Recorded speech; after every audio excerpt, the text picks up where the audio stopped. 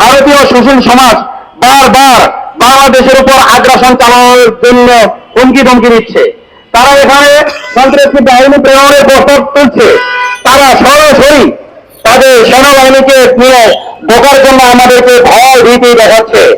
আমরা বলতে চাই, বাংলাদেশের জনসংখ্যা কোন কোন আদমশুমারি অনুযায়ী 40 কোটি, কোন কোন জনশুমারি অনুযায়ী 18 কোটি, আমি কমটাই ধরে নিলাম।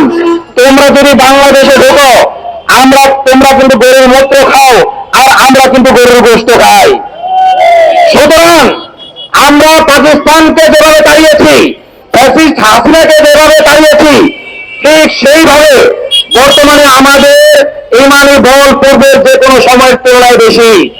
পূর্বের যে কোনো সময়ের তুলনায় বাংলাদেশ অনেক বেশি ঐক্যবদ্ধ।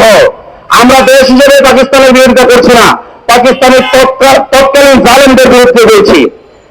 সংগ্রামী সাথী ও বন্ধুগণ, শুধু আমাদের মুখের কথার মধ্যে সীমাবদ্ধ থাকলে হবে না।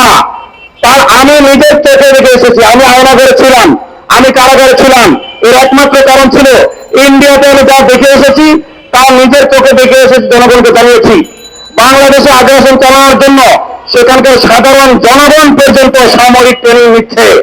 আমি বর্তমান প্রশাসনকে বলবো, এই দেশের এই গণঅভ্যুত্থানের আসল স্টেক হোল্ডার হলো এই দেশের ছাত্র জনতা। আপনারা ছাত্র জনতাকে রাষ্ট্রীয়ভাবে ট্রেনিং দিন। এই ট্রেনিং দেখেই ওই মোদির পুতেরা ভয়ে মতে দেবে।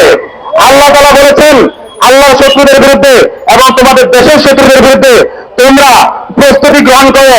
তোমরা প্রস্তুতি গ্রহণ করলে এই প্রস্তুতির ভয়েই তারা ভুলে যাবে। এজন্য আমি এই উদাত্ত আহ্বান প্রশাসন সহ সংশ্লিষ্ট সকলের প্রতি জানিয়ে আমার বক্তব্য এখানে শেষ করছি। সকলকে